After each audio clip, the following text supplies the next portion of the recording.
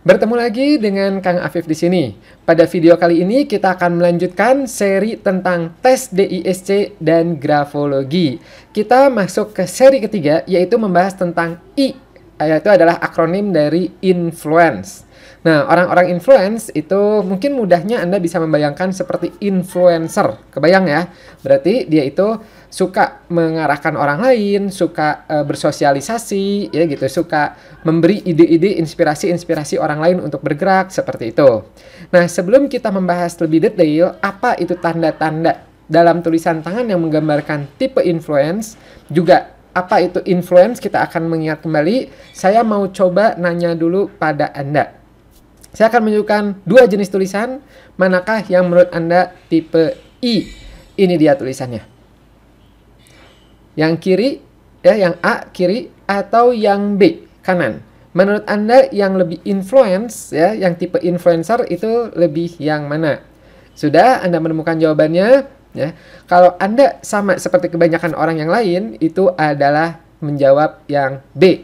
Ya. Kemudian saya ambil contoh lagi bagaimana dengan yang ini. Mana yang menurut Anda yang tipe I, tipe influence? Yang A kiri atau yang B kanan? Yes, jawabannya sama, yaitu adalah yang B atau kanan. Nah, apa saja sih tanda-tanda dalam tulisan tangan yang menggambarkan bahwa dia itu tipe influence? Nanti akan kita bahas secara mendetail. Sebelum itu, kita ingat-ingat kembali dulu apa sih I itu. Ya. Nah, di sini ini grafiknya, ini untuk memudahkan ya bagannya. Jadi, I itu kalau kita ngelihat, ini DISC ya. I itu berarti dia udah people focus dan juga extrovert atau aktif. Berarti udah kebayang ya orangnya itu akan aktif ya, people oriented seperti itu. Nah, kalau mau lebih detailnya lagi, kita lihat seperti ini, ada kelebihan dan kekurangannya. Kelebihannya, orang-orang influence itu biasanya dia social, supel, suka berteman, ya, mudah menghidupkan suasana, periang, optimis, antusias, komunikatif, ya, verbal, disebutnya dalam grafologi verbal, partisipatif, percaya diri, karismatis, kemudian biasanya memiliki kemampuan tadi verbal yang baik ya gitu, bertutur kata, menarik, persuasif, kemudian demonstratif ya, memukau, dan juga bisa ekspresif dan energik. Jadi di sini ada unsur-unsur kreativitinya juga ya, bagaimana bisa menyampaikan sesuatu dengan ekspresif dan energiknya. Nah, tapi biasanya orang influence itu juga ada negatif atau kekurangannya. Yaitu biasanya karena dia itu senangnya bicara, ya ngobrol, itu biasanya dia kurang bagus ketika mendengarkan. Pengennya ngobrol aja terus ya, pengennya dia ngomong. Kemudian juga dalam sisi ekstrim, tipe influence ini suka disebutnya egosentris. Senang berpusat semuanya itu terhadap dirinya sendiri. Senang ketika dipuji, ya diakui. Nah itu ya, ini pada titik ekstrimnya.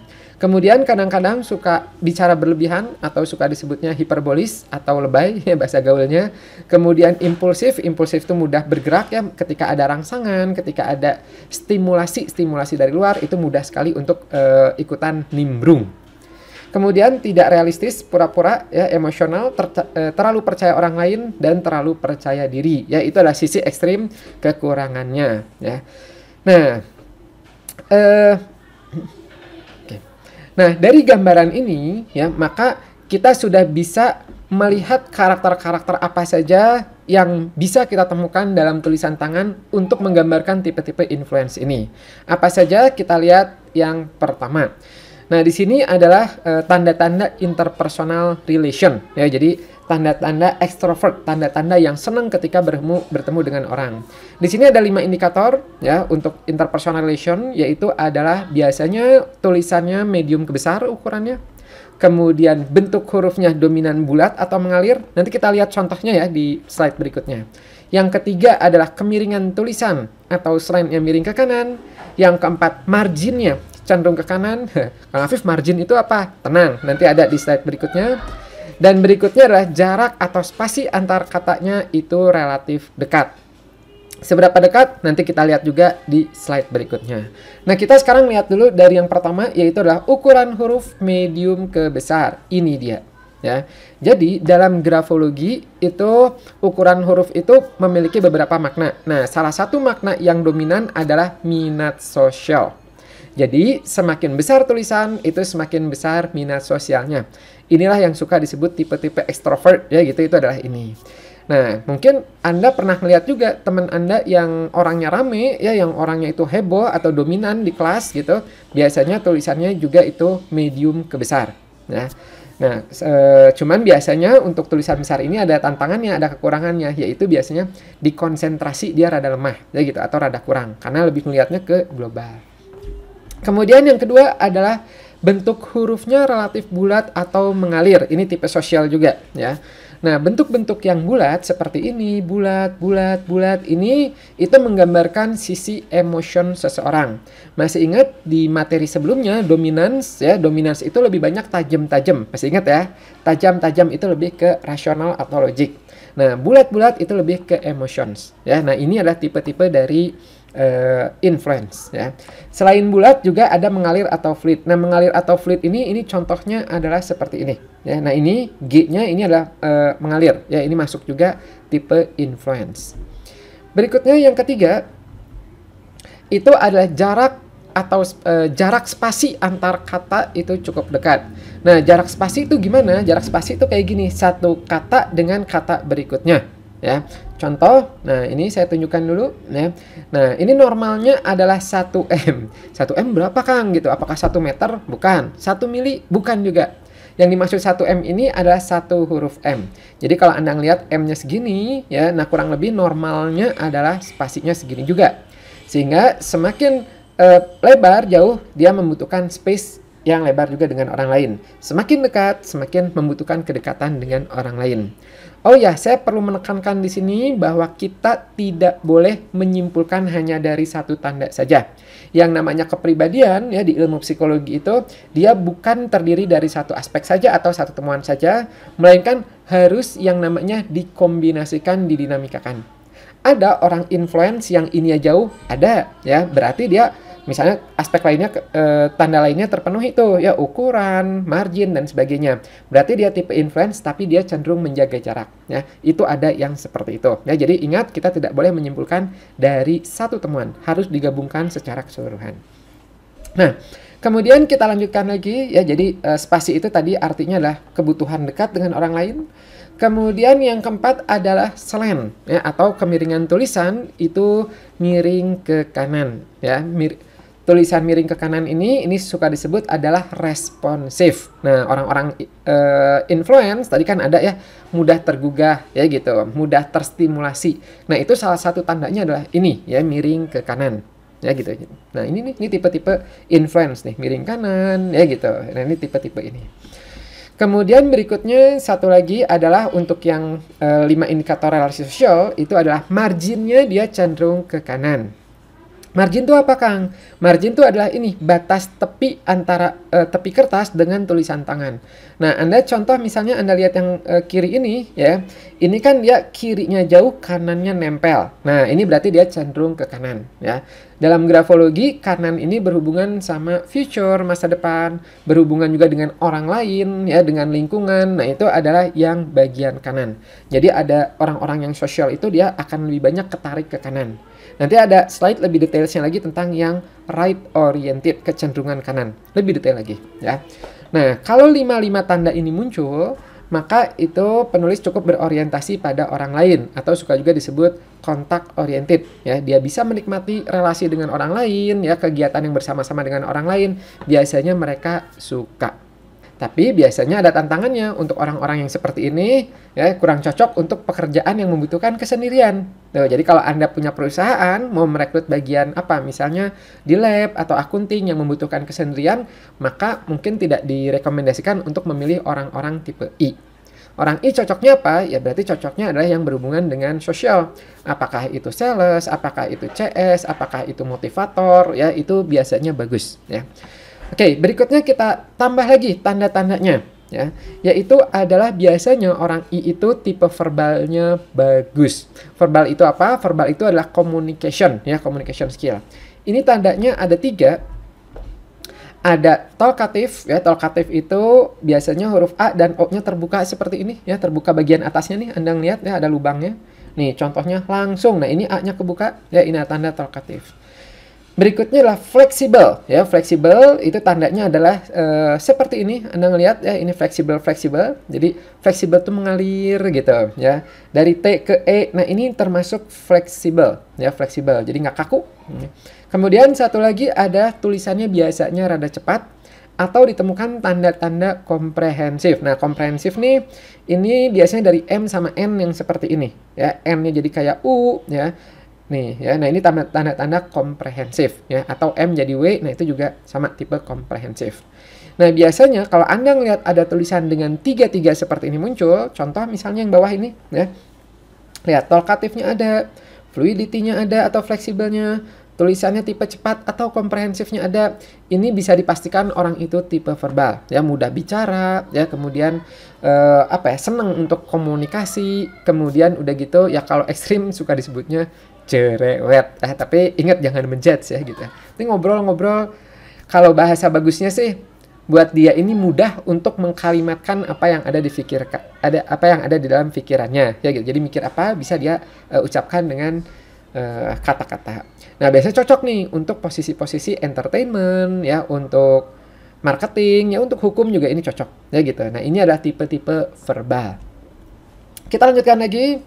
Tipe influence itu apalagi nih? Biasanya tandanya adalah orang influence biasanya diikuti juga dengan creativity ya, karena ya itu dia bisa ngelihat dari sudut pandang yang mungkin nggak bisa dilihat oleh orang lain ya gitu, untuk memotivasi orang, menyemangati orang gitu. Nah, creativity ini ada beberapa tanda ya, kita lihat di sini. Yang pertama ada yang namanya double curve. Double curve tuh jadi kayak kurva ya, dengan double lekukan seperti ini. Contoh misalnya di L seperti ini, di A mau di sininya ya, di angka 2, di angka 7, di H ini tipe-tipe double curve ya.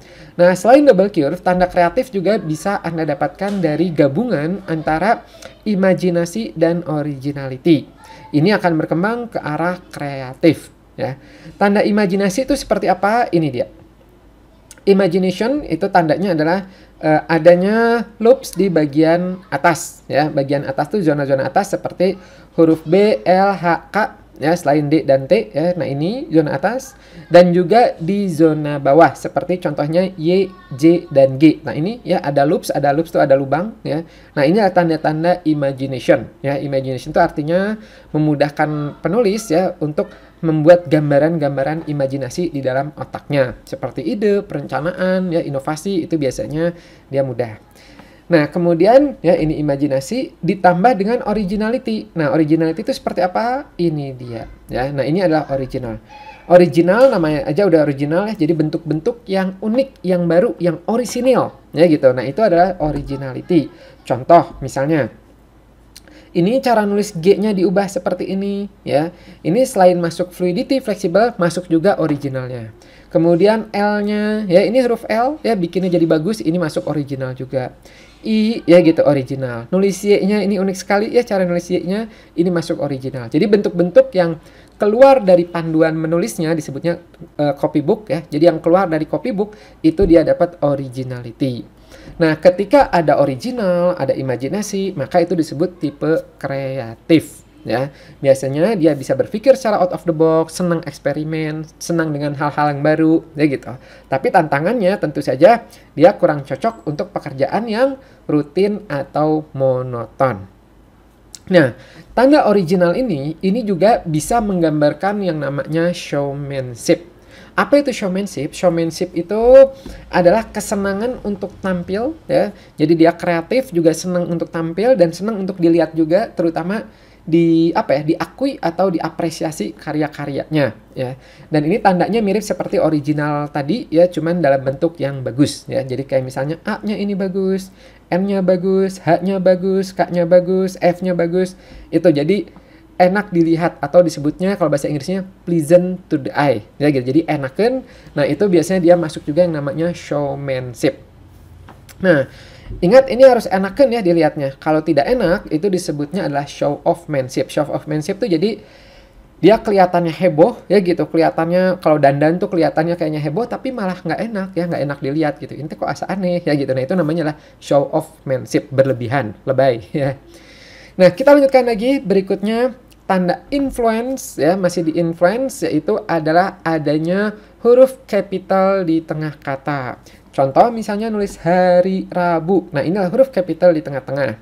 Kalau Anda ingat-ingat lagi di materi sebelumnya yang tentang dominance, kita pernah membahas ini juga waktu membahas tentang defiance. Nah, untuk apakah semua huruf capital di tengah-tengah ini artinya adalah influence? Jawabannya adalah tidak, ya. Karena tergantung tanda-tanda lain yang mengikutinya.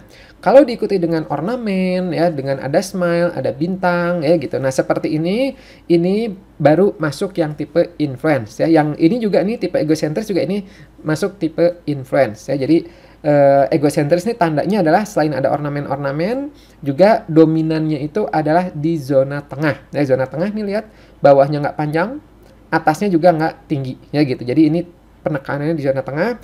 Ini adalah tipe yang influence, tipe yang egosentris, tipe yang rame, ya, tipe yang apa ya, idiosyncratic, nyentrik. Nah, itu adalah tipe di sini. Nah, beda kalau misalnya capital-capitalnya diikuti dengan tajam-tajam seperti ini, maka ini masuknya adalah tipe defiance, ya gitu. Jadi kalau ini ya dia masuknya adalah ke arah dominance.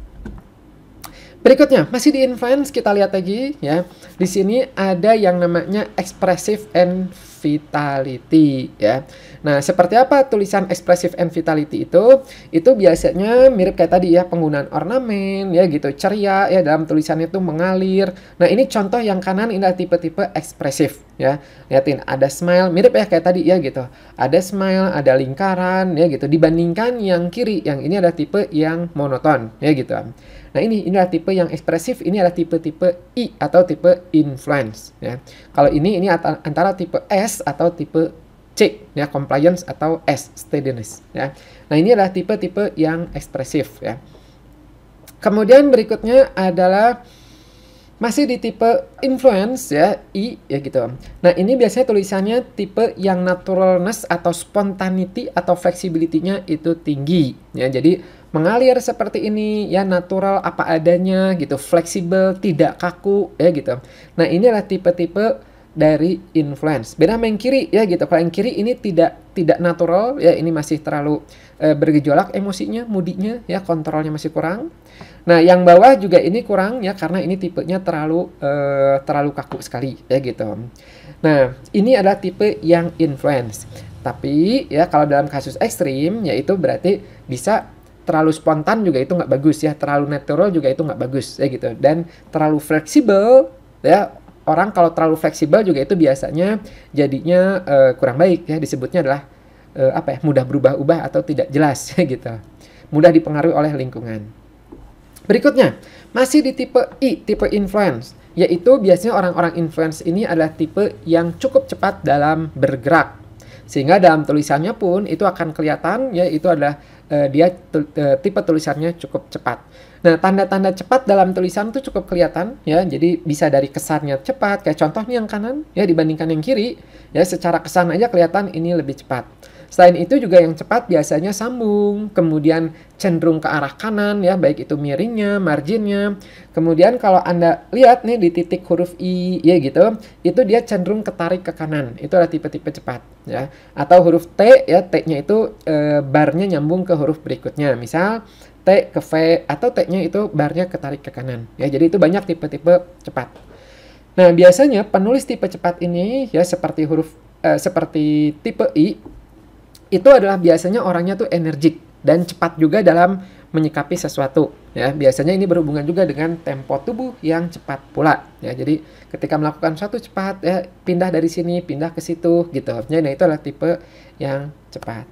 Nah, itu positifnya. Cuman ya gitu, dalam sisi ekstrim ya, kalau cepatnya ekstrim banget ya, itu juga bisa menjadi kurang baik ya, yaitu apa? Bisa jadinya nanti ke arah sembrono. Juga suka juga disebut irritable ya, terlalu mudah terbawa juga bisa ya kalau terlalu cepat. Dan disebut juga skimming. Apa itu skimming? Skimming itu jadi kalau membaca suatu lingkungan atau suatu informasi cenderung permukaannya saja, yaitu dalam kasus ekstrim yang negatifnya.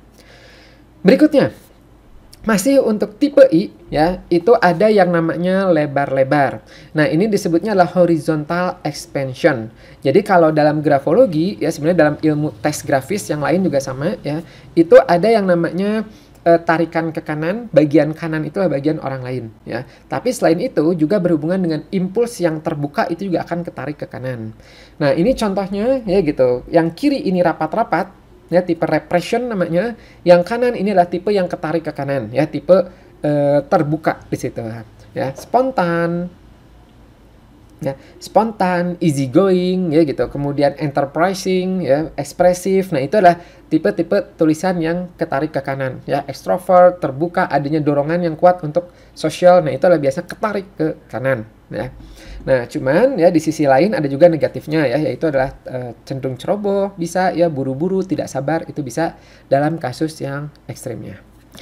Nah, ini masih contoh yang tarikan ke kanan ya, right tendency. Nah, ini dia ya, kecenderungan kanan. Ini contoh tulisan secara keseluruhan ya. Jadi right tendency itu bisa marginnya dia ketarik ke kanan ya. Jadi kertasnya segini dia cenderung ke kanan. Atau ujung-ujung tarikannya itu dia ketarik ke kanan. Atau nulis i-nya, T-nya ya, ini nulis itu, nah ini ketarik ke kanan. Atau bagian bawahnya, pokoknya banyak yang ketarik ke kanan ya, miring ke kanan, margin ke kanan. Nah, itu disebutnya adalah right tendency. Ya gitu. Nah, berikutnya orang influence ya, selain tadi ada positifnya, ada positif negatifnya. Nah, di sini ada juga yang perlu diantisipasi pada tipe-tipe influence, yaitu apa? Biasanya orang influence ini tidak terlalu memperhatikan hal-hal detail ya, bukan nggak bisa ya, tapi tidak terlalu. Karena apa? Dia lebih fokusnya adalah ke global dan ke people ya gitu, people dan lebih ke extrovert, bukan ke task ya gitu, bukan ke task dan bukan ke introvert, ngecek ulang ya, introspektif itu bukan. Nah, sehingga wajar sekali ketika mereka ditemukan banyak sekali tanda-tanda details yang terlewat. Apa tanda kurang detail? Yaitu adalah biasanya huruf I titiknya suka dilewat ya, atau J ya gitu, J-nya suka dilewat juga. Nah, itu adalah tipe inattention to detail. Ya, secara umum ini kurang baik kalau berhubungan sama ketelitian. Tapi kalau untuk sosial, no problem ya. Juga berpikir global, konsep itu tidak apa-apa. Berikutnya ya, masih di aspek kurang baiknya ya, pada influence itu disebutnya adalah narrow-mindedness. Nah, narrow-minded itu tandanya ya, artinya dulu ya, narrow-minded itu cenderung tidak mudah mendengar kata-kata dari orang lain. Ya, ingat ini tidak semua tipe I seperti ini ya gitu. Ini biasanya tipe I yang ekstrim, yang pengennya ngomong, pengennya tampil ya gitu, sehingga membuat dia tidak mudah mendengar orang lain. Nah, bagaimana tanda-tandanya? Tanda narrow-minded itu kelihatan dari huruf I ya, yang dari huruf E ya, yang tidak ada loopsnya. Nah, ini huruf E nih ya. Ini idea, nah E-nya ini ketutup ya nih. Atau ini please send me. Nah, ini Anda bisa melihat ya, E-nya ketutup, ya E-nya ketutup, E-nya ketutup. Ya, jadi loopsnya dia ketutup. Nah, cara paling gampang untuk membayangkannya adalah kayak telinga. Jadi E itu kayak telinga gitu. Nah, ketika telinga yang ditutup, nih seperti mbak-mbak ini ya gitu, maka ya tidak mudah untuk mendengar masukan atau input dari orang lain ya. Nah, itu adalah tipe-tipe narrow-mindedness. Kemudian ada lagi untuk tipe influence ya, itu biasanya dalam sisi yang ekstrim lagi itu adalah exaggeration. Exaggeration ini suka hiperbolis ya. Hiperbolis itu apa? Hiperbola yaitu adalah lebay ya, suka membesar-besarkan suatu informasi ya gitu. Melihat api kecil, kebakaran ya. Atau misalnya ngelihat siapa temennya lagi jalan, itu selingkuh, wah ya sudah lebay ya gitu. Itu bisa di sini. Nah, tapi ingat ya, ini adalah kasus ekstrim ya, penjelasan ini kasus ekstrim. Nah, tanda dari exaggeration itu biasanya adalah terbentuk dari imajinasi yang berlebihan. Masih ingat ya, tadi di bagian awal ada tanda kreatif salah satunya ada imajinasi, yaitu ada loop seperti ini ya. Loops ya, baik di bawah ataupun di atas pada huruf B, L gitu. Nah, exaggeration ini sama tandanya adalah loops, cuman dia lebarnya berlebihan. Contoh misalnya ini, ya ini cukup besar banget ya gitu. Nah, inilah dia tipe-tipe exaggeration ya. Jadi suka melebih-lebihkan informasi, realita ya gitu, tidak mendasar pada realita yang ada ya, hiperbolis gitu. Nah, oke, sampai sini dulu bahasan tentang I ya, ada banyak ya gitu. Anda bisa sambil coba cek ya dari tulisan yang Anda miliki ya, atau pada tulisan Anda sendiri. Wah, saya berarti tipe D atau tipe I ya, atau ada dua-duanya, atau jangan-jangan tipe yang lain. Nah, di video berikutnya kita akan masuk ke seri keempat ya, yaitu adalah membahas tentang S atau steadiness. Nah, ini menarik nih, ya gitu. Coba nanti apakah jangan-jangan Anda adalah tipe steadiness. Nah, jangan lupa supaya Anda dapat notifikasinya ketika video berikutnya itu muncul, Anda pencet subscribe di bawah dan pencet loncengnya ya. Kling-kling ya gitu, pencet loncengnya supaya apa? Supaya pas ketika ada video baru Anda langsung dapat notifikasinya. Ya. Dan satu lagi bagi Anda yang ingin tahu Anda ini tipe apa, atau pasangan Anda tipe apa, atau anak, atau timnya Anda ya, atau Anda mau merekrut nih daripada nanti salah tempat, ya gitu. Anda bisa memanfaatkan layanan yang kami miliki, yaitu adalah tes online ya. Ini di kangafif.com/psikotes, dan khusus untuk Anda penonton channel Kang Afif, Anda bisa menggunakan kode kupon YouTube. Ya, masukkan saja, nanti harganya akan berubah menjadi spesial khusus untuk Anda. Oke, semoga bermanfaat dan sampai jumpa di video berikutnya. Bye-bye.